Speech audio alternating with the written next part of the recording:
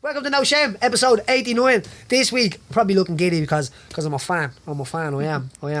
We have Molly McCann on. If you don't know Molly's a UFC fighter, but she's an absolute fucking legend. Yeah, and not only that, you're a real one. Yeah, and you're an animal. Yeah, well, how do we say over here? We put an N in front of the A, don't we? What are you? Yeah. We put an N in front of the A. Nanimal. Oh, nanimal. You're an animal. Nanimal, man. Yeah, what do you say in Liverpool?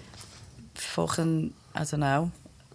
You're a fucking beast, lad. Fucking beast, yeah. You're a fucking beast, lad. Yeah. Well, listen, I get it because I know. Yeah. Chelsea and my gaff would be like, you fucking left your chucks on the floor again. Yeah, see, her pitch just go up there when she's fuming. Oh, yeah, stop. Paddy, you messing? She's mental. She's mental, alright? Like, she's proper psychopath, alright? So I tell you, because so if he's now the book's out on Thursday, or not out on Thursday, it gets released. So the idea of having the secret in. But last night we were sitting there editing the book, right, Molly, right? And there's a part in it with an ex-girlfriend, right? And I know, she's sitting there like, I'm fucking freaked. I'm fuming. And she's like, feel my heart. And I just like this, you know what I mean? Why? Because she just had to read about like something that happened when I didn't know her before. Right. But that's not good enough. No. You never had another girlfriend again, you know what I mean? Mm-hmm. You like this? No. No, you're not that psychopathic? No, I'm like more like one of the boys. Liverpool girls are psychopaths, you know that. Obviously you know. We're next level. Obviously next level, you know. yeah. So let's get into it, yeah? So if you don't know, if you haven't seen one of Molly's fights, Molly is a legend. Molly bites down and goes for it. There's no quitting her at all. Yeah. But going back to the start of your whole life, so obviously you grew up in the 33rd county of Ireland, which is Liverpool. Liverpool, yeah. Grew up in a place called Norris Green. Quite a rough place, to be honest. The council housing estate, would it? Council housing estate, yeah. Even the council probably bailed on it, did he? They probably knocked a few times and we just shut the blinds. Yeah, but man's not in. Yeah, no, it was like that. My dad was up to no good. My mum was up to no good. My dad went away for a bit. On a holiday? On a holiday for a few years, yeah. And I was with me nan. My nan was kind of bringing me up as my mum was getting straight when my dad got off. My mum took me back. What was your nan like? My nan's like the matriarch. It's like the same in any Irish family. The nan is the one. Like, the nan tells you what is what. Do you know what I mean? And I'm more scared of my nan than I am my mum. Like, if my nan goes, go and clean your fucking room, I'm like that. But if my mum's like, clean your room, I'm like, yeah, in a bit, mum. Do you know what I mean? So she makes a mean cup of tea and any as well, does she? Oh, she makes a good bowl of scouse. Oh, yes. So like a nice Irish stew, nice do you Irish know? Stew, yeah. Who's called a scouse, this? What's it say? What do you call a scouse? A scouse, yeah, a bowl of scouse. So her mum, her nan was from Cork and they lived on Scotty Road, so they come over years and years ago on the boat and stayed in Liverpool. And me nan used to tell me all the time, she'd just come in and my nan would just always have food in the kitchen. Like, I'm sure it's like that in Ireland, isn't it? Everyone just sits in the kitchen, just always eat. That's where it is. The sit room's called the parlour. Yeah, just no one's in there. Did you just call it now? No. Because usually them things get brought when Irish people travel. Like, you get one Irish family living in bleeding Papua New Guinea or something, and they're like, this is the parlour. People are like, what are you on about? Yeah. You know what I mean? We create our own words when we go to places. Yeah, and you just go with it. But I don't know, I think I've grown up with a very, like, I didn't have too many mates because my family was my mates. I'm like, I've got 32 first cousins just on my dad's side, and I've got 2 sisters, so we just invaded and just like stuck together. We didn't need no one else. It's like a proper little like Irish traveller family, like a clan, yeah. And I grew up, we went through a lot, and my mum and my dad had to face a lot. But I don't know, they came through the other side. My mum is actually 23 years clean and sober now. Fair play. So she's like proper changed the life around, you know what I mean? Yeah, so it's people that do come through things like that have some of the most knowledge. I do know. 100%. Yeah? So she runs residential rehabs now. So she went through the system, got off all the stuff, and now she's like, people walk in and start talking. My mum will talk to them and counsel them, and they're looking at her like, you haven't been through all that and done that. And she's like, oh, I fucking have. Because you'd look at my mum and she's a prim and proper woman and she's class, but like, they just don't believe she's been through what she's been through. But it's important, I think, for people to navigate that, being through them systems, to navigate those systems. And I grew up, right, Paddy, and there's been times where on my mum's side, on my dad's side, like, I've come down the stairs, walked in the front room, and there's just bottles of ale on the floor, this and that in the kitchen, people asleep. And I just remember being a kid looking around and thinking, oh, fuck this. I was like, I can't be arsed being around this, like, I just don't like it. And as my mum was cleaning up and getting herself together, she started putting me into sport and into martial arts, and I got into karate. And then from there, I was like, Mum, that's gay. And she's like, what do you mean that's gay? I was like, I'm fucking standing there going, Kya, and all that. I was like, I just want to box. Yeah. But no one boxed then, not even Katie Taylor boxed then, do you know what I mean? So she's like, right, you can go to kickboxing. So I go to kickboxing and it's just like slap, slap, slap. And I'm like, it's not hard enough. So then she goes, right, you can do Thai boxing. So I'm in there with the little ties. And then for 6 months, this man, he was called Seth, he was from like a Lumpini champion like 10 times. Had me doing footwork drills, but just forward and back, just in the middle like that. And I used to look at him going, is this it? He'd be like, that's it, come on, I want to see good footwork. Miyagi stuff. Yeah, and I think now if I look at my footwork, it's probably one of the best in the division, so I've got to say thanks. Thank you. But back then I was like, this is fucking shit. Like a little angry kid because of everything I've been through. And then I found boxing. I'd say them toys probably had a bet to see how long you'd do it. I know. Let's see him wait. They're betting in the back through a glass window, a see-through with a mirror. Yeah. Molly going up and down. She do 3 more days. Yeah. Yeah, and then, you know, Paddy I started boxing in about 2002. So I was about 12 then. And then... Were you a big 12-year-old? No, I was like so undeveloped. It was ridiculous. I was just tiny. I was probably about 38 kilo. 38 kilo I was, yeah. Wow, at 12? At 12. I left school at 4'11", and I was about 48 then, 48 kg. And I was so small, but I'd be the same as you. I was like little man syndrome. Do you know, because girls weren't really allowed to fight, so I'd be the loudest one in the room, and they'd be like, who the fuck is this? Were you mating the boys and all in school? Were you that type? Yeah, well... Playing football? And... Yeah, I was always in... All me cousins were boys, and they just dragged me with them. And you know, if it went off with the girls, they'd be like, Molly, go and batter here. And I'd be like, I hate confrontation. And like, my moral compass is just on point. Like, when you come from a good Irish Catholic family, you're taught what's right is right, what's wrong is wrong. Morals, manners cost you nothing. Do you know what I mean? And that kind of thing. But they'd be like, right, you've got to knock them out, or I am. And I was thinking, you're a lad, you can't hit a girl, I'll have to do it. Do you know what I mean? But kind of, when I turned 16, I stopped fighting.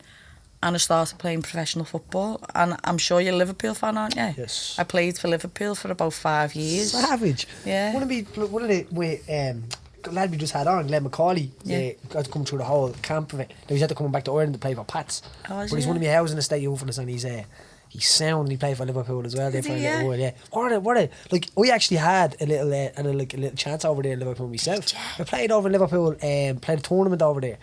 And then it was about going over, and there was going to be scouts there. No, nothing came out of it, but it was like... But I played football in Liverpool as well. In Liverpool. That's boss, isn't it? Where were we staying? Some bleeding... John Lennon, some apartments or something like that we were staying. Anyway. By the airport, probably. Kind of out that way, yeah. But it was deadly, it was. I remember being like, I love this place. Like, I have this love for Liverpool. Well, I'll tell you this now. Liam McCourt brings me down all the time. And I've never come over to the Republic of Ireland. I've with my family, I've always been to Northern Ireland. The north of Ireland, you mean? The north of Ireland, yeah. And I said we was driving on our way to go and train with Owen, me and Leah, and we just got into Ireland, and I went, oh my God, I just feel like I'm home. And she's like, what do you mean? I was like, it just feels like Liverpool. Everyone treats you exactly the same. Yeah. And there's just like a big love and a big like family feel to it. That's only for Liverpoolians. Is that what it is? If I was just sort of like from London, they'd be like, who the fuck's ask someone from London. Yeah. Get out, I'm not normally best. Yeah. Irish people are just like that. Yeah, especially for them. But you know what, we're actually nicer towards, I think, people that are visiting than people that actually live here. Yeah. I did read something online actually, and it said Dublin and Liverpool are the nicest places in the world to meet. Like, people are genuinely nice. Definitely. A lot of people would have moved, especially during the Industrial Revolution, to Liverpool. So a lot of families would have went to Liverpool, because Liverpool wouldn't have been a place that would have been pretty, if you must. Even when you look at it now. I mean, it's beautiful if you have... In the city, when you're in the city, you know where to get the pictures. Or you got the live birds, you've got the... Yeah. I've actually got the skyline tattooed on my ankle. Deadly. Yeah, so wherever I go, home's the first step that comes with me, do you know what I mean? But I like this. like, it's got little arsehole ends everywhere, do you know what I mean? Like, do you know where my fascination from thing came from? Liverpool. What a film? It's like 51st State or something. Brookside. Really? Yeah. Swear to God, yeah. Back in the day. I used to watch Brookside back in the day with my man and all, and I remember being fascinated with it as a kid, like. And I remember when I met Chelsea as well. Like, I remember Jennifer Aniston was the love of my life. Everyone loved her, blonde hair, but I blue was eyes, like, didn't they? everyone wanted to be with Jennifer Lopez, Rihanna, going on. Jennifer Aniston. That was the one for me. And then, like, turns out Chelsea kind of was working with a young fella that was dancing with her and stuff like that over there. Yeah. So, and like, the Brookside is not a real place, by the way. No, but it's not. That's upsetting, isn't it? The set's still there. Yeah, the set's still there. So don't cry, because I cried. Yeah. But Brookside is not a real place, by the way. You know what I mean? And Sinbad's not a window cleaner. No, but it's funny because you still see, like, Jimmy Corkill. Like, I see Jimmy Corkill all the time. And he's supposed to be dead, isn't he? We've not Trevor Bard, was it? They buried him at the back. They buried him in the back. Yeah. I just remember one episode where he was going to jump off the top of the school, and they're like, "Don't jump, sir! Don't jump!" And but Jennifer, I see him in the pub though. Yeah, gorgeous back then. You know what I mean? Still is. Sorry, Jenny. I think she runs a dance school now. Very good dance school. A very high level school. Yeah. So you're 16 years of age. 16 years of age, playing for Liverpool at college. How did that feel? I'm a proper Evertonian, right, Paz? Really? I wasn't good enough to play for Everton because at the time they had the better women's team. Right. So I'm playing for Liverpool, but I do say when I put the shirt on for the first time, they had just won the Champions League in Istanbul. So to represent the city, it was more representing the city for me. It was unreal. Like, 90% of my family are Liverpool fans. So to make me granddad proud, like, he watched me playing a Liverpool kit and cried, and I thought, no one else in the family can make you as proud as what I've just made you there. Do you know what I mean? So it's absolutely. Like that. And as a girl as well. Yeah, like it's not normal. It's not expected, I think, isn't it? No? Sorry, back then it wasn't anyway. Katie was the same. Katie Taylor would have been. She's playing for Ireland. I've got such a funny story to tell you about this with Katie Taylor. My Uncle Michael done a family tree, and my nan is called Maria Cranley, and her brother is Katie Taylor's granddad. Oh. So, like, we have the same bloodline, and it's not that like far away. And I was thinking, I love that. If you watch, I've never approached her about it because I thought, she's doing well and I don't want her to think I'm trying to jump on her shine and all that. But when I meet her, because we will bump into the same circles, absolutely, I'd love to tell her and just be like, do you know you played football? So did I. And do you know you boxed? So I boxed as well. And we're both leading ladies in our field. And how unreal is that we're from the same bloodline? I think I know the answer. I know she'd say, yeah, that's great. thanks, Molly. I'd like to thank God. Thanks a lot, Molly. That'd be Katie's sound. That's it, Katie is bang on. Yeah. She's that's what she's like, isn't she? Okay, she's absolutely sound, isn't she? But she's one of these people that, like, she doesn't sound like a career. Do you know what I mean? She needs to be like, I'm gonna kill everybody for everything that she is. But she's just so quiet. But I tell you I'd love to see her thoughts. I'd love to see her thoughts in, like, in subtitles. You know? She's probably like, get away from me, leave me alone, I hate all you pricks. And then it's just, oh boy. But then when she says, she's like, all right. I've watched their documentary. In my last fight camp, I fought June 22nd in America. What a fight. And that last fight camp, I'd watched the fight camp before. I'd watched the Notorious every night, because you just think, I've come from Cage Warriors, I want to do the same thing in the UFC. So I'd watch Conor because he's done the blueprint. I want to do exactly the same. And then this time I watched her, and I just thought, how strong of a human being is she to go against? Like, her moral compass is just right. Her integrity is the most important thing to her. And for me to watch that and to see what she's done to her dad and just fucked him off and thought, no, you cheeky cunt, get away from me and my family. Yeah. And I just thought, I could have killed you. And then that fighting spirit that she had to be like, nah, I'm not having it.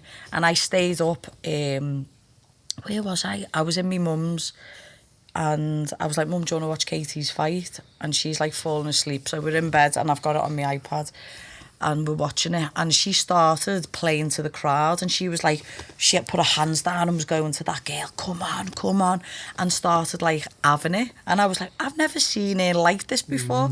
And I thought, she needs to stay like that a little bit more, because you'll watch her, she's like Sugar Ray Leonard, technically unreal, and you watch her for her shot selection and her combinations, but if she doesn't get the finishes all the time, will people start being like, do you know what I mean? I hope they don't, and I think any true boxing fan wouldn't. Yeah.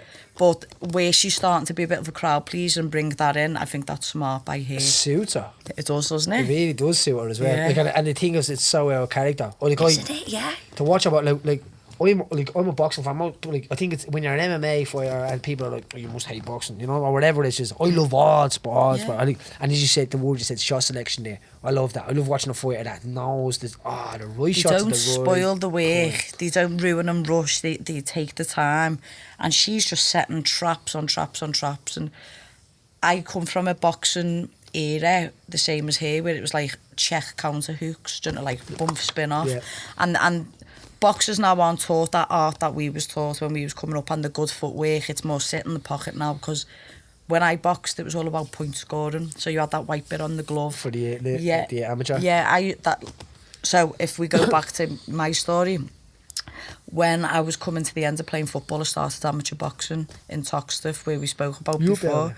So it's like the only girl in there, the only white person in there. It was like, who is this? And I was just like, yeah, I want to come boxing. Do you know what I mean? And they're like, that's a tough area. If you don't know Yeah. Toxteth's a tough old area. But you know, there was we say tough area, the most welcoming people. Yes, but Do you know, like it's a stigma, or it's like uncultured people who, it's like white people be there and coloured people be there, but the second you start integrating, you realise people are making more of an issue, and uncultured people are making an issue when it doesn't need to be there. I done an interview before this here, and I was talking to a guy, and I said to him out there, because I'd be from a housing estate that gets a bad old rap as well, right? And I'd be saying the reason why it happens is because 20 good things happen and one bad thing happens, and it's the only thing that gets the headline. I said, if you put the 20 things in and the one thing in, it doesn't. I said, but it's very easy to make a group of people look terrible. Yeah, of course it does. Imagine the newspapers for about a week or two turned on the elites, right? And we got to see what they really were like. Yeah. We got to see what their real lives were like. Got someone to follow them around and see what they get up to. Yeah. And I'm pretty sure we'd fucking see who the real psychopaths are. 100%. I think at least in these housing estates that, as you said, they're the most welcoming. And I actually said to the guys, if something kicks off and a fight kicks off, right, there's a good chance there's a guy in a tracksuit separating that fight. The guy in the suit standing back against the wall, ringing for help for himself, you know, in a way. 100%. I said, but it's these places that are real, aren't they? Yeah, full of spunk. That's it. And there where you get your life lessons, that's where I got my character building, and that's where I learned.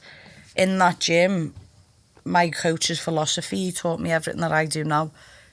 My first win in the UFC, I had one eye in the last round, and the way I won the fight was boxing on the back foot, check hooking and spinning off, and that is everything that I learned from that gym. Do you know what I mean? So it's mad to think that it all comes full circle and that you use it all. And in that moment, because they say that when you get tired and you're put in a situation where you're disadvantaged, that you actually go straight back to what you're good at. That's it. Like if you ping a wrestler in the face, they'll start panic shooting, don't they? So I just, do you know, in that fight, I had been through so fucking much, and just to get that win, I was willing to like die in that cage. Yeah, and people don't understand the real feeling of that. Yeah, but I just thought I was pinging the girl nearly. How this girl kept coming forward, I'll never know. But she hit me with this shot, and it was 20 seconds into the last round, and I was looking for the finish in that last round, and then I just feel crack. My orbital bone broke. The sinus attached itself to the broken bone, and the tear duct completely split, and because the bone broke, the pressure blew my eye. So I didn't know what was going on. I just felt crack, tried to clinch the girl so she couldn't see my eye, because I knew it wasn't opening. I was thinking, why the fuck isn't my eye opening? And then I had no depth perception, so I'm standing there and she's just threw it across and it's just hit me, and I thought, oh fuck, I can't see. So I've had to go southpaw.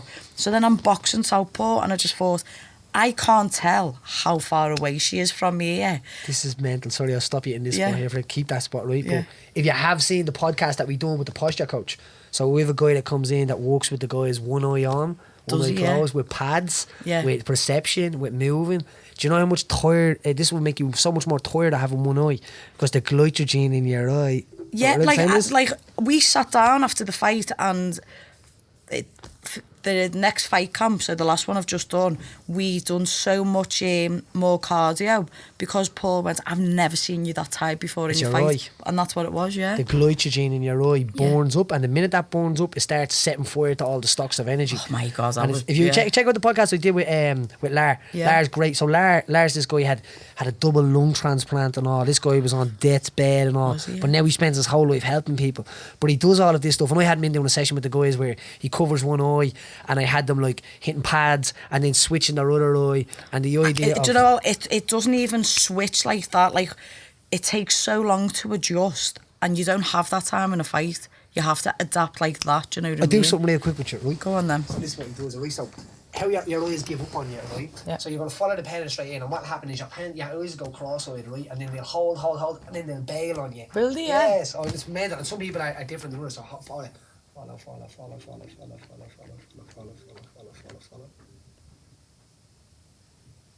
Like this eye is where your weak side is in the idea of like, so that eye's straight now. Is it? And this side's looking. Like, Stop you do it. To me. Watch. Okay. You do it to me when you see it. So you'll see it. So, no,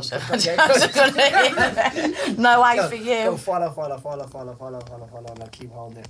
And you'll see one of my eyes giving up on it. Oh my God! Did you see it? Yeah. Isn't it mad? Oh, that's mental, isn't it? He does all of this stuff, and it's about your eye coordination and stuff like that. Way. So this is what I was going to ask you about this, because I knew you were in that situation with that. But so this is something you have to train, and this is something that I don't think has even been kind of introduced yet. The idea of 100%. exercising your eyes. Your eyes are supposed to track like this, where if one gets hurt, one stops and one works on its own. Yeah. This is doing double the work now. I know. When I used to box, we used to do this mad thing where our coach would stand at the end of the gym. We'd have to do forward rolls and then start, like, say 10 forward rolls, stand up and then hit pads with them to simulate you've just been rocked, but how to try and keep your shape and stay tight. So it's a little bit something like that, isn't it? Yeah, like you're everywhere, your equilibrium's gone everywhere, but yeah. Or fighting pissed. Oh, exactly, One yeah. or the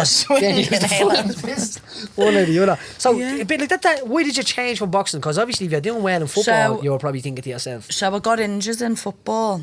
Couldn't play no more, completely tore the ligaments in my ankle. 6 months, came back, first game back, first touch of the ball, got taken out. It was a derby. It was Liverpool vs Everton, and I was playing.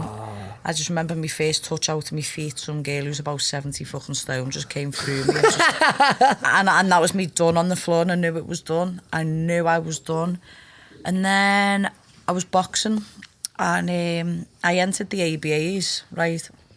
And at the beginning of the season, my coach went, what's your goals and your dreams for this season of boxing? I was like, I want to win the ABAs. And he's like, what? You can't do that. You've only had like 2 fights. Like, you're not going to win. I said, I'll fucking do whatever I want. Whatever I say, I'm going to do. Like, yes, not in like a prick way, but I was just like, well, like, I believe. You believe what you do, so yeah. Yeah, and I did. I was the first girl to represent the gym, and I won. I got to the final. I got to the semi-finals and broke my thumb. So as you're throwing check hooks sometimes, you catch it wrong. And I think I caught it like that and just broke the scaphoid. I call it happy ice cream, sad ice cream. Yeah. Do you know what I mean when you're doing it? Yeah. So it's not happy, it's broken. Yeah. And so I had to fight the final with a broken hand. And I remember fighting this girl, and she was 31 and I was only 19. And it was my first senior anything. And I just remember watching her warming up. And I was thinking, I thought I was the fucking bollocks, but I'm not, you know. I was looking at her, watching her hit pads, and I was thinking, what am I even doing? But I'd never been in competition like that before, so you just kind of like feeling your way through kind of thing. And then I've been sick in the bin. And my coach is going, right, come warm up. I was like, I can't even, like, I can't punch, I can't. My legs are like jelly. I had to go for about 4 wees. I had to keep going to the toilet. I was like, I just need one more wee, I need one more wee. And then I went out there and fucking bladdered her. And I just remember seeing my mum after the fight, and she ran over to me and she had a massive box of Krispy Kreme donuts. Because I was about 64k 2 weeks before, and I was boxing at 57. But when you're that young, like, it just flies off, But I didn't have to water cut or nothing. I just dieted and ran every day. Black bags at old school boxing. Oh my God, proper black bags. That's everywhere. That's cling film around my belly and that, And the thing is, say if we get a boxer that comes in the club, probably same with Paul and stuff like that. You get a boxer that comes in the club, they're like, right, we're going to cut weight. He's like, no, sound, I have that. And you're like, well, what way are you doing it? I sleep with black bags on, I do. I get me 3 little brothers in my bed to warm it up. I get I put a hat on and a sweatsuit and sweat. It's like, you're not even going to lose weight that way. No, you get up and have breakfast then, they're eating cornflakes in the morning. It's like, yeah, but you sweated out last night. And it's like, but now I'm liar. They don't get it. They don't get it, do they? But, and it's hard to change an old dog as well. Yeah, but when I won the ABAs, I went on a few England camps. And this was 2009. And then they brought in the Olympics. It got brought into the Olympic Games, but my weight category didn't. Oh, no. So they have 52 kilo, 60 or 61 and 75.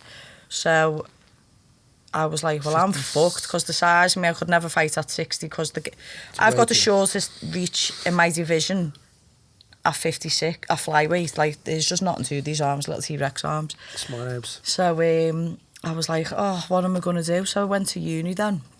I was studying to be a PE teacher. And I'd been in and out of all different jobs. And one job I was working in a bar. And the doorman was Danny Roberts. I'm sure you know Danny Roberts. Right, yeah. And Chris Fishgold, 2 current UFC fighters. So they knew, Danny used to be an ABA fighter, knew me from boxing. And he went, why don't you come down the gym? I went, oh, it's a bit gay, that grappling, isn't it? The purest boxer. Oh, shite. But this is it's the... But like, that's like 6.5 years ago. Yeah, but it's the way. It is the way. And I've walked into the gym and Rosie Sexton.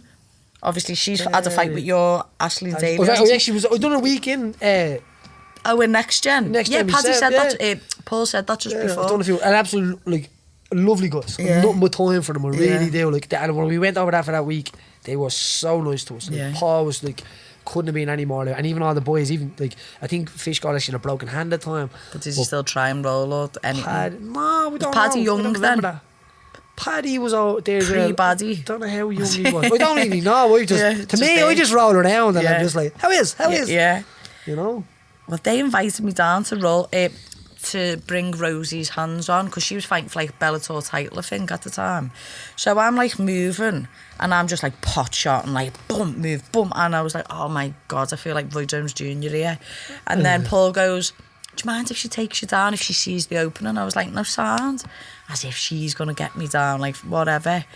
I threw this jab and she's just ducked under, took me down and started punching my head on the floor, and I was like, oh. And this must have been 2011. And I said to Paul, I finished it, and if you ever want to do this, like, please come back. I was like, I'm just not into that stuff on the floor. I was like, it's sweaty, it's dirty, and like, if you think about jiu-jitsu gyms 10 years ago, they were stinking.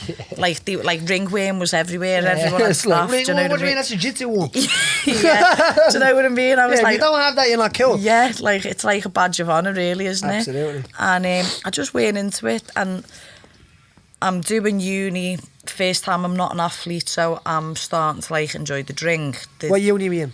John Moore's. Chelsea was in that as well. Was she? Yeah. It's a good spot, that. Yeah, well, all the Irish love it. And the areas around it as well, it's full of, isn't it? It's made for it. Well, listen, I just went off my head for 2 years. So I was just in party after party after party, and I was like, oh, this is what you do if you're not an athlete. And I just proper got into it. And kind of went off my head for about 2 years, to be honest. And then I'm on this night out, Pad, and been drinking all day, and we do these like straw pedos. So do you know where you put a straw in a bottle and drink it, and you can do it in like 2 seconds? I done a bottle of rosé, so I'm like, watch me, like, take dickheads over here, take it to the next level, bump, and I'm starting to spin like that, and they're going home. So my mates have sent me home in a taxi, and when I've come in, Ronda Rousey was fighting Liz Carmouche on the telly, and I was like this, and I was like, I want to go at that. When I seen Ronda just destroy it, I looked her up on YouTube, and then she had all these like Showtime, like embedded kinds of things on it, and I thought, no, this girl's unreal. So it's like 5:30 in the morning, and I've emailed Paul Rimmer. Hi Paul, is the class on tomorrow? I want to be like that Ronda Rousey. I'll see you then.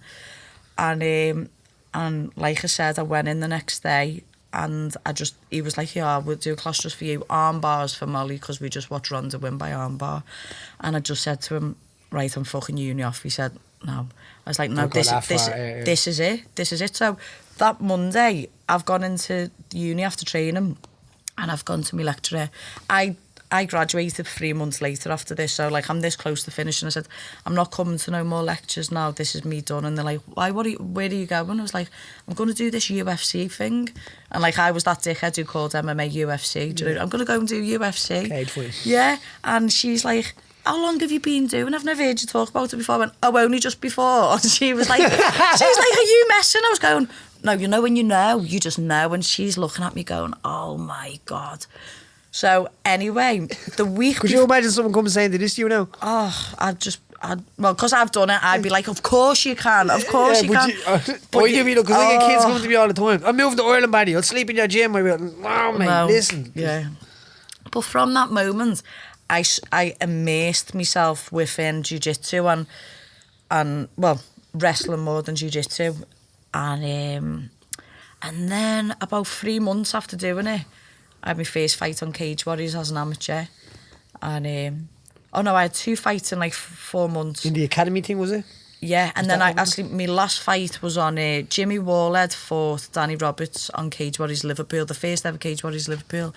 And me and a girl called Stephanie Quayle from Team Rhino fought. And we had some war, and I'm sure I got fight of the night as an amateur fight. And Cage Warriors said, yeah, we'll sign you now, you go. Turn professional. And I was like, I've only had 3 fights. And they was like, no, you're not. What year was this? 2015. So they was like, you're not going to be able to get anyone else, Molly, you're just really not. And I was like, to find amateurs? Yeah. That's the hard thing, isn't it? That was it, yeah. So I've just turned pro, and then Cage Warriors just disbanded. Do you know, when they went on hiatus for like 2-3 years? Yes. And I was like, fuck. So I was inactive for a year. So I was just going here, there and everywhere. Oh, wasn't it? And like, everyone then went to BAME and Bellator, and it was just like, what do we do? Because yous were all like Cage Warriors kids, like everyone from Johnson. We actually never fought with Cage Warriors. Didn't you? I know, we signed a contract. I've signed contracts and stuff like that. But never got on it in the end. Well, Cage Contender I fought for. I just got the shot before that. Oh, did you? So I was kind of like, I'm out. Bye. You know what I mean? Yeah, but I was actually on that contract for 18 months and never even fought. Oh, yeah. Well, I was probably the same and didn't fight. I was supposed to fight in Beirut. They had them in like Jordan and all that. I went to Jordan with the boys, yeah. That was deadly. I mean, the atmosphere looked like they'd have people with drums and everything. But the food I was at, the free shit. Putting 2 council kids into a big huge palace, free cakes and all, you want to see it. I bet you came back 10 key heavier, didn't you want to say, me and one of the cameramen, right? Because no, not actually the cameraman, it was a cut man, you know, Joe Clifford. Yeah, Joe Clifford, yeah. Me and Joe having a contest, we were 20 pairs of slippers in my bed. Many of you got, Joe? I've 4 robes. I've 5. You know what I mean? I've got free soap. Yeah. I've got a box of soap. Yeah. I get that all. Do you know, after going to the UFC, this lad called Craig White, he's on Cage Warriors now, but he was in the UFC with me. When I was in Greenville, he texted me saying, what have you robbed then? And I was just like, 2 key rings and like a hat and a t-shirt, and they was like, you can't do this no more. I was like, oh, fuck off, I'll do what I want. Yeah. Do you know what I mean? myself up here, right, when you hear this story.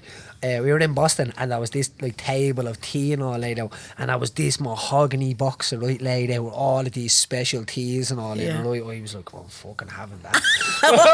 Yeah, right, I'm having that. Yeah. So I'm weighing it up right now, and as I'm weighing it up, I see there's another one under the table, so I was like, this one is ready made, right. Yeah. So anyway, I found its way back to my room. Oh, it did, on its own, right, and I was delighted I was. And I opened up the box. Was there nothing in it? There was nothing in it. Calm at that way, Good box though. Yeah. Fine now, box. It's putting watches in it now. I'm telling you now, it was depressed I was. But sorry boys, but you can't leave Taylor around like that. No, I wouldn't stroke on off anybody else. I think when you're doing something like that, it's just more than fun, isn't it? Yeah, it's just a laugh, isn't it? Yeah, because people like these days you don't know what to be saying because people are like, I know it. Yeah. It's like, it wasn't robbing it. It was. Well, working class people will get it, but like middle class, or upper class people who've never had to worry about money coming in and that stress, they just won't get it. Well, yeah, it's more of the it's just a laugh. I just say, chase. I'm just doing it for a laugh. It's the chase. But they're not laughing. Yeah, but they have more. Yeah, no, I am now. They have more. Yeah, so so going to Paul Rimmer's gym as well, and even Paul as a coach. What's it like, Paul as a coach? Now, listen, I done a week over there, and I have to say, Paul was absolutely a top guy. I remember being like, holy shit, like he's well, for someone who's never like had a cage fight. That's what I mean. So he's traditional kung fu, black belt, high level, lived out in Japan, lived out in America and California. But he's from Liverpool. Yeah, so he still knows.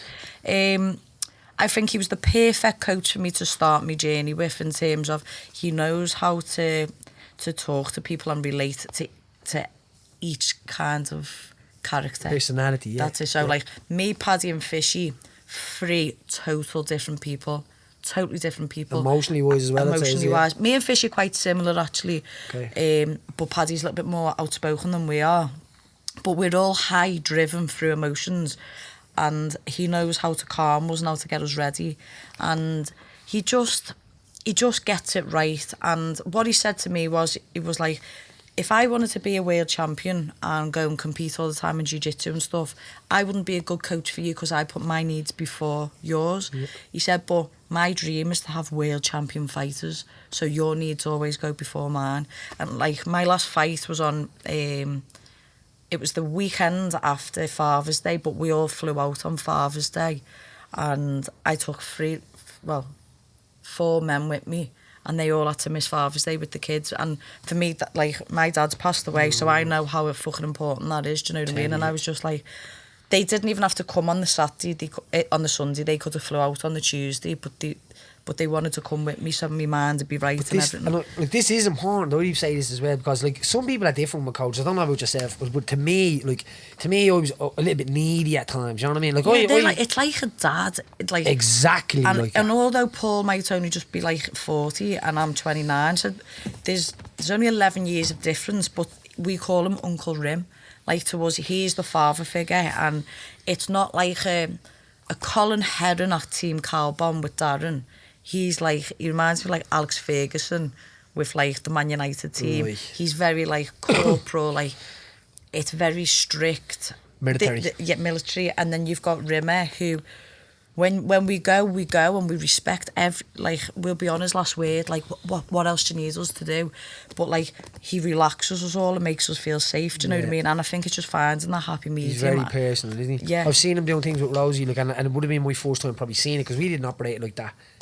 We operated kind of like in groups of training, you know what I mean, that kind of thing. It wasn't very one-on-one. Yeah. But I remember like Rosie being taken off to the side and like special pads being done with her. Yeah, he's really good for well, I've noticed game planning is a bit like John, and I feel like a bit like Jackson Wink Jim. I feel like us 3 forgetting our game plans as gyms is normally like spot on.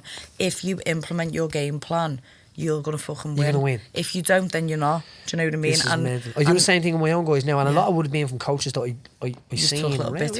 Loads from Paul, loads from, like, I took coaching from everywhere, from Chris Hotter, from my own coach John, from everybody. I robbed coaching from everything. Yeah. And to me, what you were saying about my dream now is to have world championship fighters. But the idea was that at the start, it was to go and find out what the feelings were like. To stand at the door and be able to turn around to someone and listen, mate, I know what this feels like. It's all going to be all right.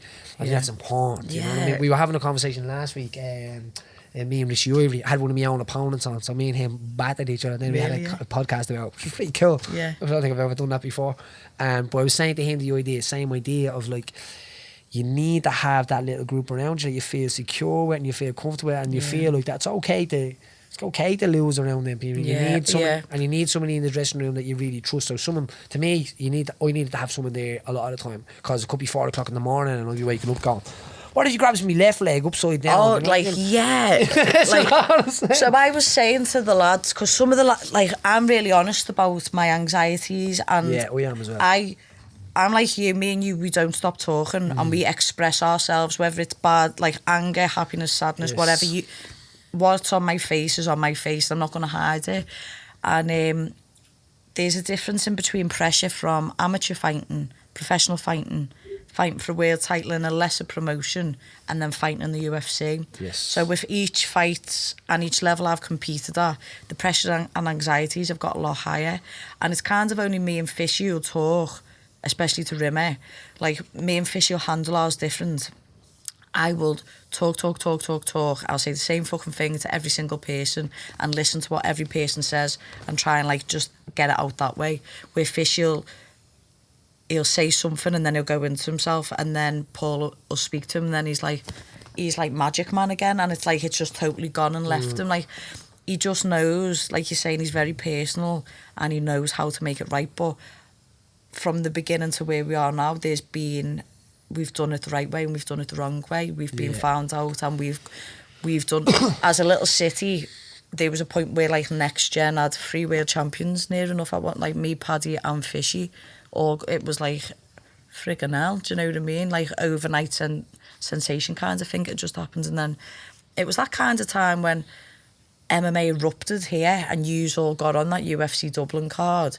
It was like that for us in Liverpool, but not to the same magnitude. No, but I remember that. No, I do remember it, because I remember this bubbling everywhere. And to me, I'm one of these, like, maybe I'm fucking rare or something, but I'm delighted for everybody. Yeah, no, I'm like that, mate. When you know how hard we train and how hard we, like, there's levels to training, and the ones who make it train even more than the ones who think they're going to make it, because they're just not putting in the graft and the hard work.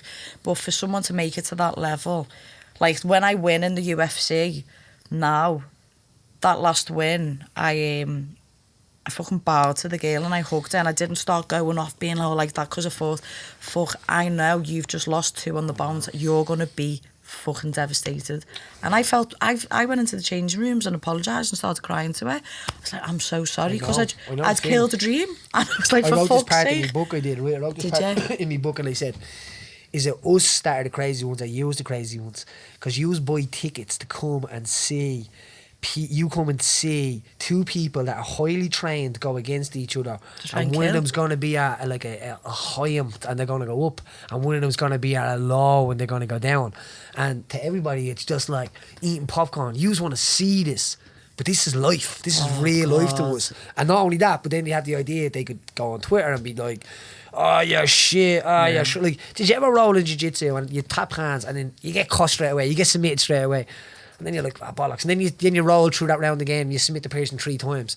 Like, that first thing can happen in front of everybody. Doesn't matter who that person is, but the other 3 won't happen. Do you get what I'm saying? Yeah. So you'll know in yourself that it's in you to be able to, man, we could beat that person. But to everyone else in the world, when it just went... Well, I won the world... I headlined Cage Warriors Liverpool, won the world title in February. In May, I got signed to the UFC and fought UFC Liverpool. First scouser in. Don't say that yet. What was that? Don't, because I know you're going to drop here. Don't drop it yet. What was it like walking out for the flyweight title? Because for the flyweight title, Rosie had owned that belt as well. I'm not won it sure. Against Ash Did she at that time. Was she not the strawweight one though? Maybe. So, it was one between anyway. But I know that was Rosie would have been the first female champion for Cage Warrior. Yes, yeah. So good. And so I was co-main event at this time. Lee Chadwick was headlining. Fight week, Lee Chadwick's pulled out. He's tore his MCL. So I've been promoted to the main event. And there's a man called Nick Pete, who's a commentator, and he was working for the radio Merseyside and Radio City and BBC. And he's come over to me and it's like, do you know when you're on Cage Warriors, you have to do media like in the gym? It's not like you get a fight day to, like a media day to do it. So it was like all the media teams come to the gym and they're watching us train, and he's got the microphone and they're recording, and he goes, how's it feel to headline Cage Warriors Liverpool this Saturday? I just go, what do you mean? And he was like, you're headlining, Lee Chadwick's out, he's got injured. And I just put my hands on my head and it just like tears started streaming, and I just went, I fucking deserve it though. Like, it gets me to now, because I worked so hard. And then I just went and looked at the floor and he went, what? And I went, I'm going to have to pick a fucking bell to walkout tune now, aren't I? So that day was the first time... You never walk alone or something? No, you're not allowed to come out of football songs in Liverpool because it will cause riots. Yeah, I suppose you take it serious. Yeah, we do, But I just remember I come out to this song called Cola by Camel Fat. It's a Scouse DJ group, and I have an Everton flag that goes everywhere with me, and I just looked, and this is the first time I know a crowd's only there for me because I was the last one on, and Paddy had been on before, and I thought, Paddy, everyone would probably fucking get off after, but more people came in, and I was just like, I went and I've walked through, and then Darren Till was there, and I was like, all right mate, how are you? And I've literally just gone in there and just done the business, and I just put my hands on my head. I went, I can't believe I've done it. And then I literally got 2 weeks to live with the belt. Like, I went to Turkey on holiday. The belt came through customs and came to Turkey with me. Everywhere I went to... Turkey, that is Turkey. Yeah, Turkey. Turkey. The belt went round parties. It's been in many a kitchen. It's seen all kinds. Lots has happened on that belt. On the belt around it. Not me, like other people doing naughtiness off the belt, thinking it's hilarious. Yeah. And the next time you see that belt in the cage, it's gonna be like, oh. Yeah, it'll be setting the sniffer dogs to be jumping on the yeah. And then 2 weeks later, I'm like literally getting out the bath and greying boiling rings, and I'm sat on the toilet like just drying myself off, and he's like, you're on UFC Liverpool, girl? And I was like, I'd been out the night before, I had no voice. I was like, you're messing. He's like, no. I was like, oh my God. So it was just like this snowball effect of, I am worthy of this. It's not like I've had sandbagged me way to the top. No, it's like I'd be fighting people who've had 10, 15 more fights experience than me, and I've just been like, right, let's go. And then I got that fight against Gillian Robertson, and I'm like, I'm absolutely going to destroy this girl. First scouser to walk out at UFC Liverpool, make the walk, thinking I am the bollocks pad. I'm like, yes. You know, when you walked out in Dublin, every single person's there screaming your name. It's unreal. Get in there. I lost 34 pounds in about 4.5 weeks for that fight because I didn't know I was having it. And I missed weight by 500 grams. And I cut about 14 pounds the last day. And they said, you can only come in 9 pounds heavier tomorrow and we'll take the fight. I thought, I've missed the weight by £0.5 pound and you're making me come in 9 pound catch weight the next day. It's a boxing thing, isn't it? So I didn't get to eat, so I only got to drink. And when I've got in there, my hands let go, but when she got hold of me, did I have anything to stop the takedown? That's the electrolytes. That's it, yeah. And she took me down. The nerves and the water and I was and just everything. dead. I was just dead. And she got me back. Been sick, innit? Yeah, she got me back, Pad, and she put her arm around my neck. And I'd always said, I'm never fucking tapping me. I said, so the only way you're going to beat me, because no one knocked me out. I said, but you'll have to put me to sleep. And she's wrapped me neck and I can feel the lights was coming in. And I tried to defend and I couldn't break the grip. And I went to tap and I just put my hands down. I was like, take me. And I woke up and I thought I was in Barbados. I tell people this because the floor, the canvas is like grainy. It's great. Yeah, and it was roasting. Yeah. And I just woke up and it took me a few minutes to come round. And the whole echo, I could feel everyone went, because that weren't supposed to happen. I was not supposed to lose. And then when I come up and I was walking, I was crying. And everyone was giving me a round of applause. And the people, like, I thought I was going to kill myself after that fight because I thought I've made it to the UFC and I haven't even like got through that fucking door. I didn't feel like I'd made the UFC because I hadn't got the win. So it was like I just felt like an imposter. And it was about 11 months until I got the win in UFC London. But I remember seeing you just in between, yeah. Sorry, just in between that. Yeah. Who had talked to you? What was Paul like in between that? How did Paul... He said to me, you're not fighting until you're submitting black belts. I'm telling you that now. So in between that year, because there's a mad depression for that, because I know what this feels like.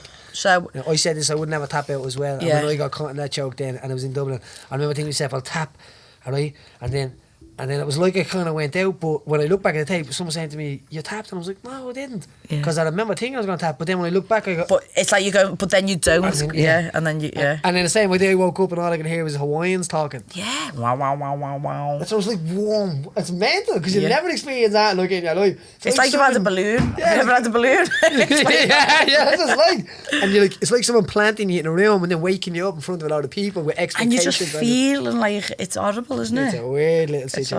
But in between that, there's a mad depression in there because so what I was talking about no one up and down. Yeah, no one tells you and embraces you and prepares you for a loss. So it's like you've just been made to be this next big thing, this world beater, and then you get beat and it's like no one. Well, what I hear sometimes, people just like, oh, whatever, like they don't check in or whatever, but my friends and family were at the fucking door because you could just see I was broken. You could just, I'd be sitting there and I'm like you, happy-go-lucky, loud, always the loud one in the room, but I was just like, I couldn't get away from it. I couldn't, I was like, this isn't it for me. Like, I'm too fucking good. And in a post-fight interview, I said, like, I will show the fucking world how you overcome adversity, because this is fuck all in the grand schemes of what I've had to come through. Absolutely. And then I just entered about 7 jiu-jitsu competitions and did jiu-jitsu every day. And I seen you, I think, in about November last year at that jiu-jitsu comp, and I won the absolute, and I won my I belt actually have division. a girl training with me that I introduced you to that day. Shauna, her name is. So she'd be like you, kind of in the boxing world, where she's been kickboxing since she's 4 years of age, but she's multiple kickboxing things. But now she's getting into MMA, and I'm trying to tell her. I'd be like saying, watch this girl, watch that girl, because it's hard, especially coming from when you can knock people out and you rely on that, but then when you get taken down and get made a show of, it's like your ego's bruised, your heart's like broke, and you're just like, I was saying to her about fighting, the idea of trying to find our opponents, like we're finding this hard already. So hard, yeah. And I'm trying to say though, just stick with it. But the idea of getting as many amateur fights in as we can isn't it? It's for girls and heavyweight men, you get to the top quicker.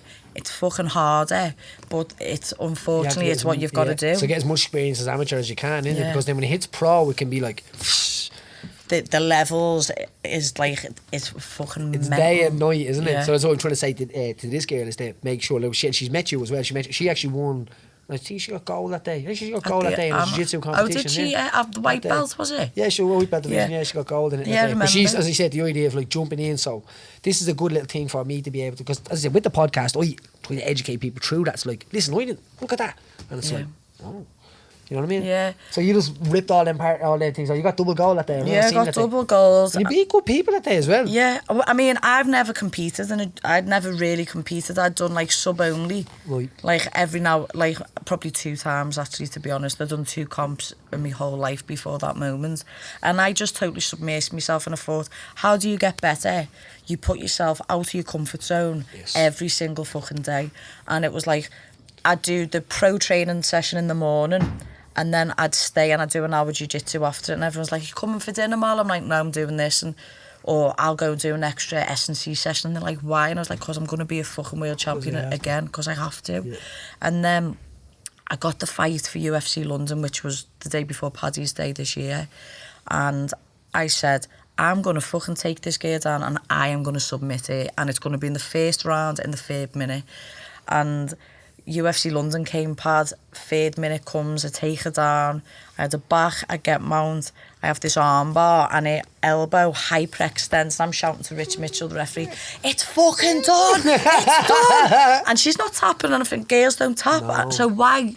Paul said, don't ever go for arm bar, nothing like that. Girls don't tap, you've got to choke them out. That's as simple as it is. So we've got back up, we've carried on, and like I say, it got to the last round, I broke my eye, I can't see, it's the worst pain I've fucking ever felt in my life. And my coach Si said to me, that's a moment men could have, like, that's their out. Like, do you know, if they was thinking, I can't take this no more, they would have turned away, shied away, and he went, and you fucking didn't. It's very easy to do that. Yeah, and I just said, I don't know how. And I was like, after winning that fight, my whole purpose for fighting changed. I was like, because I just wanted to fight to win, but now it was to literally show people on, just, you don't have to give up as long as you've got this. Like, you will overcome anything, you will achieve everything you want to achieve. But it's when you, like, I was saying to Liam McCourt, he was down training in Owens today, I was like, and I was saying to Ryan Caters, I might get lit up by every lad, every round I spar or taken down, but the second I get back up, you're fucking paying for it. And I never walk with my head held down, because I think I'm against bigger people every day. I don't train with girls. I am up against the cosh every single day. But when it gets to that moment, Pad, where it's like, am I going to give up or am I not? That's where my heart comes through. And people like me and you who come from council estates and we come through this adversity and we're not expected to achieve or to be anyone, but we just show like, right, you're going to do this, you're going to do that, and you're going to do that, and put all these different obstacles in front of us. Watch us jump and fucking high jump, skip and fucking leap over them. Do you know what I mean? And the idea is because even when you start doing well and when you do come from a place like we come from, the expectation gets bigger. Because you're fighting for 10 million people. Absolutely. Then, and these people are like, you're God, them, yeah. you're them. You know what I mean? Live like. It's proper give me goosebumps that Man, because... I get goosebumps. So you know when I'm bullshitting about it. Yeah, because like you'll have the same now, and especially you doing all your your political stuff. When you are living the dream for that many people, some people aren't in a position to ever do what we do. They just never. But for you to come from that area that they do, they're like their glimmer of light, and they might have a shit day at work or something's going on in their personal life, and they just see us do what we do, and the amount of messages you'll get the same that you get saying you're such a fucking inspiration. I watched this today and it just made me want to do that. And do you remember looking up at them people when you were coming up? Because I do. Yeah, I think when I was coming up as a kid, it was Katie Taylor for me. Amateur boxing, YouTube had just come out, like literally, like I remember it was about 2008, 2010. Hey love, here's another little inspiration now. Who's going to need subtitles more, Molly or Paddy? Yeah, we're going to have to get something to... Or you now, yeah. So I'd say Leah's at the coming in, but Leah is at the coming into the room. Which one? We always mix this up. Leah. Like, I call her Leah. Because I'm from Dublin. I'm an Irishman speaking the English language. It doesn't suit me. It's all this hot air from me, and then we're like, ha la la la la. I can't get it. It's like when you make a wrong left turn, and you're like, is it this one? And it's because you made it before that you think it's the right one. Yeah. So Leah, I'm always stuck between. Even the girls in the classes are like, see kids, my name is Leah. My name's Lee now. You know what I mean? Leah. So Leah McCarthy's is at the walking in as well, by the way. So where were we? So the people I looked up to growing up, sporting wise, it was always Katie Taylor. But she weren't like, when I grew up... We had her dad on the podcast. Did you? Yeah, check it out. Did you? I'll have a little watch. But you know what? The biggest person who made me believe I could do anything was my mum. To watch, like, I see my mum proper, like, go cold turkey, right? And all the way up to, like, she's middle class status now. Like, to see someone do that, handle everything life throws at them, I thought that, like, I want to be like my mum. Strength, and it's not even like she was anything to do with what I was doing. Like, she's got nothing to do with sport at all, like, at all, do you know what I mean? But her decisions that she made when she was writing here, it was never a wrong decision. And when shit would hit the fan in the family, she was the one everyone went to because she knew the right thing to say. And we had about 8 deaths in 6 years, ranging from 6 years old, like immediate family, from 6 up until like 50 odd. In the moments of absolute crisis, she was the one who got them together and just handled it. And I thought, she said to me, I was really sad one day when my dad passed away, and she was like, you're going to absolutely smash this. I went, what do you mean? She said, you're made from me and you're cut from my cloth. And I know. And I was just, and it was when I lost in the UFC. And she said it to me again, and I just thought, you're fucking right, Mum. These moments are made for, like, they're made for you. They really are. Like, and like, the lesson is not in the moment. Like, the sadness and the anger and everything is in the moment. But it's not even about fucking winning, Molly. No, it's not. It's not even about winning at the moment. Like, if you just keep going, you are winning. Yeah. You know what I mean? You are winning if you keep going. Yeah. Well, that's what I've always found anyway, because there's a day or two in your bedroom eating ice cream, hating the world.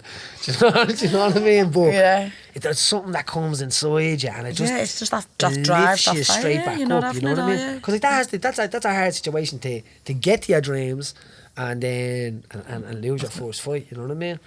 Because I had got, like, the amount of people who switched on me online. I was like, fuck it, like, they're saying stuff, and I'm thinking, am I shit? Like, actually, am I shit? And then I fought that fight, and then I won, and I was like, no, I'm not. But then I was thinking, fuck, was it a fluke? Like, was it fluke? Was it just heart that won me the fight? And then my last fight against this Ariane Lipsky, she was supposed to take my head clean off. She had every advantage going. She had height, she had reach, she had more experience than me. And it was just like, I win. I'm this fucking kid from the street, and she's like this media trained, gorgeous girl who's got the money pumped behind her, doesn't have to work. Like, I was still working in that last fight camp, and I just weren't supposed to beat her, and everyone was thinking I'm going to brawl her, and she's like, that's what I'm known for, isn't it, just a fight? And I just went in there and boxed the fucking head off, nullified anything that came, took her down, dropped her, fucking called for the last 10 seconds, like, let's try and knock each other out. Like, I just tried to make it as entertaining as I could. And after that fight, then all the anxieties left. Like, I woke up the next day and I went, I am actually good enough to challenge one day for this title. Like, I fucking am. And do you know what the crazy thing is, that as fighters, as normal people, just people as well, is that you be very careful what you listen to. Because all of a sudden, right, do you think that, I've never looked into a sport, like, say, Rory McIlroy, one of these lads, and being like he doubts himself. I wonder what he would, you're not made like that, you know what I mean? But people don't look in and look at us like that. Fighters are very vulnerable. You are vulnerable. Everyone says to me, I'm the most sensitive fighter there's ever been, because it's like a fight every day in my life, in terms of life. Yes. And then a fight in the cage, the same as what, like, everyone has that fight every day. Fighting in the cage, I'm like this tough madhead who starts screaming, fucking let's have it. But then when it's like on a one-on-one or in a relationship, some people are like, you're a fucking drip. Like, when you've been through so much, you've just got so much empathy for everyone that I would never want to say one nasty thing to someone to make them feel any kind of pain. Do you know what I mean? So it's just one of them. Even people that do bad to you. Like, even people who've had done bad to you. As long as they say sorry, I'm like, it's absolutely fine. Absolutely. Like, someone could literally cheat on you, and I'd be like, oh no, it's all right, you've apologised. I appreciate your apology. We'll edit that out. Don't put that out there. Don't put that out there, because you will have some girl or something coming up and like, hold on, but you but you said. Well, that's the terms and conditions of this relationship. You know what I mean? Fucker. So, and you're an openly gay fighter as well, am I right? Yeah. Only, when's this? I didn't say only. Did you? No, I am. Sorry. Yeah, I was thinking, I only started talking about it, and I only came to the conclusion of it when I was 25. I'm 29 now. I just wasn't before, and then I just met someone, and it just totally changed my life. Deadly. This is a I think it was the first fighter I've ever heard coming out that was Raquel Pennington, yeah. Because I was actually at the Ultimate Fighter. I remember. I actually remember. I remember seeing that was so brave. So when I was coming up, I've always been a tomboy into this, that and the other, and when I was at uni, it was like put on me quite a lot, and I just wasn't comfortable with it. I just thought, no, I'm actually not that way. I am just a tomboy. That's all it was. And then I kind of met someone, and then it just changed, and I was like, oh, what? And then I started thinking, what am I? Like, and it was a really hard place to kind of have to sit with, because I had so much going on in my life. But what I said gave me the honesty to come out and the strength to come out, and I just don't say come out, but just being honest with who I am, was MMA. Yes. Because I said to Paul Rim, I was like, it was your gym that made me do it. He went, why? What do you mean? I said, like, he's like, what? It was like, I felt safe walking into that gym, and on that mat I was treated equal, and it didn't matter if, like, a girl to a man, I get my head punched in just as much as what he would, like, or I was treated exactly the same way, emotionally, physically, everything. And then I was just felt safe, and what people's opinions was of me didn't mean as much anymore. Like, I used to really care. It's power. And then I just thought, what do I care about actually? Because what do you do for my life? What does your opinion do for me? It does fuck all. But until you grow up and get that, like, emotional maturity, you just, it's like kids now are fucked on Instagram. Do you know they're fucked? Do you know what I mean? The world is fucked. Yeah. Yeah, they took away the likes, so we might actually save a few years. Yeah. This is a great thing, isn't it? Yeah. I haven't seen that. Not up north. It must be just down here. Is that an update? No. Update. Update your Instagram. You can see it, but they can't. Instagram's worldwide. No, do you know who it is? You're like, not up north. No, I think it's we have our stuff, but we don't have the likes on Instagram. It's people. I'm only messing with It's people for a certain amount of followers. I think it's like 30k or 40k plus. You're not allowed to see the likes then? But that's brilliant. I know, but I think it should be like everyone. Absolutely. But I think they're just trialing it to see if And it works. followers should be the same thing because. You'll put your life there. It's real, not fiction. And let's see the real motherfuckers out there now. Let's see people that actually give a fuck if we see that they're bleeding on a beach somewhere eating an omelette or something. Hot dog or legs. You know what I mean? Now it's like, no, but no one's going to like us, I don't really care. What do you think, Rob? Yeah. It's still... I thought it was a good idea, and then I went on to the desktop version of it the other day, and all the likes were still there. Oh, really? Yeah. I'm not into I it. think it's a good idea, but...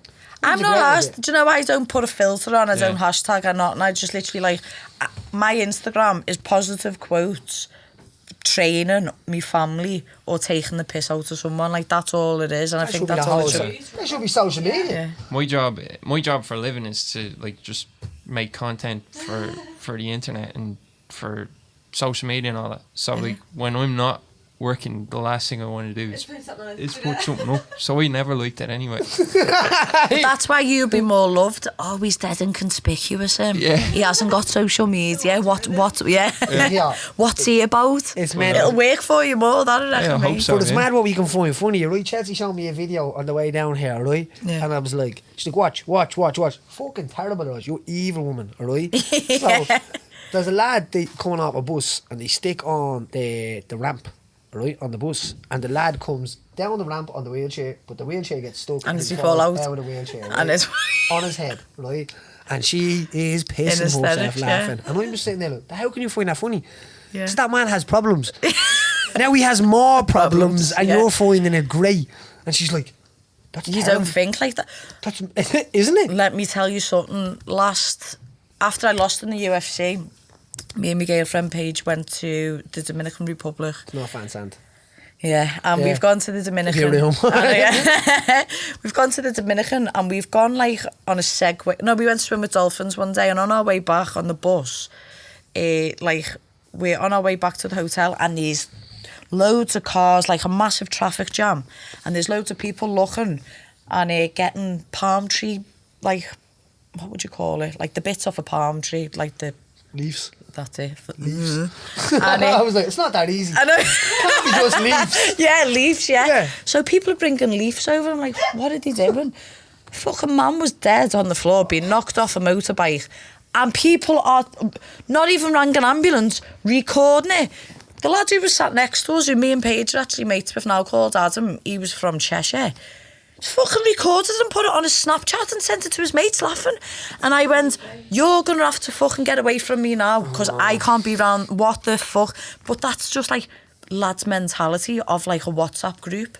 Like, It's ridiculous. Like, and you know what's mad about that, right? It numbs you. It numbs there. It's the same idea like when Yeah, and armies used to use like you acclimatised to that. dehumanisation. Yeah. You know what I mean? They dehumanise people so it's easier to kill them in that way. You know what I mean? Like there was one on the M50 where someone died and their head came off. Yeah. That happens a lot, decapitation, when you're in car crashes and And stuff. someone doesn't took it? a picture like of it, you know what I mean, and stuck it up. Imagine if that was your kid. Like, there needs to be a law for that. Like if you're doing that shit, there's something wrong with you. Go and raid his house. Like I guarantee you're gonna Yeah. see like mice tied up, bleeding torture. No, you know what I mean? This fella's a weirdo. I think we wrap this up. What do you think? Yeah. By the Molly. way, just before it's done, do you like me top? Can't believe you didn't even talked about it yet. Well, he Ah, did. what is? All right. So- All right. This sounds like a pub I got pissed in before. Yeah, it definitely is. It's a pub in definitely been Thailand, elected that, I'd but say. Lee's boxing coach in Thailand. Yeah. This is his thing, but let me just put it Shout on out the to Old Boy telephone. Boxing, absolute legends. Just a bit lower. Perfect. Lower. Fuck off you. I'm To the side. We had Molly McCann twerking on the no shame. You're a legend. When I win a fight and I go out straight on the ale after the fight, like the second I've signed the papers to get me money and me purse is like on its way, I'm in that fucking bar and you want to see what goes on. No, you don't. You don't. wanna You want see that. Lee's phone will show you what goes She's on. literally, like, how do you talk about it? Oh, hit the phone. There's nothing wrong with that. Get No. wrecked. Get No, wrecked. no. Do upside I said down, to her whatever. yesterday, I said, do you reckon that's bad on my brain? Because every single time, like, my eye was like this and I'm running round with a bottle of Grey Goose. I'll say that was bad. And I had a plaster on her face and she had chips in one hand and a bottle of vodka singing Nelly because she thought she looked like Nelly. I was And like, then she it's kept getting going, hot in here. But then I was still in me... "Top off." No, not in me bra. It wasn't me bra. I was still in, you know, like, me fight clothes, me shorts and bra, and then you have the walkout trackie. So I'd gone straight to the hospital and straight back to the hotel. So I'm like pissed out my head, like just robbing people's chips, drinking all this ale. Like my eye was killing me. It's like, how'd you get through it? Like this. Yeah, like people are talking to me and I'm like, and people have paid like £500 on outfits and there's just like blood Blood going out. Yeah, at that stage I'm like, I don't give a fuck. I'll do whatever I want. Whatever You are allowed to do what you want. If you win a fight like that, I just think you can run around the nip if you want to, right? And nobody's allowed to say nothing. And if you do, they should be banned from the internet. I walked around Liverpool. I was the fucking queen. The mayor of Liverpool at the time, Joe Anderson, used to message me Liverpool's so proud of you, because when I got the microphone I was like, Liverpool, this was for you. Baby. And like the whole city just got behind it. I love Liverpool. I really do. I would say. I even bagged the woman, bagged the Liverpool woman. Bagged the Liverpool. I'm going to marry a Liverpoolian. What part of Liverpool is she from? Well, she's not from Liverpool. Oh, she's not kinda from the Wirral. No, she's from, right, don't care me. Don't say Skem. Oh, Runcorn. Yeah, so she's kind. Yeah, she's a wool. They've got a nice bridge now. She's a wool. Oh, do you have a nice bridge, yeah? Don't say anything about it. It's like San Francisco Bridge. Don't say anything about it, yeah? Episode 88, look after yourself. 89. 89, sorry, yeah. look after yourself.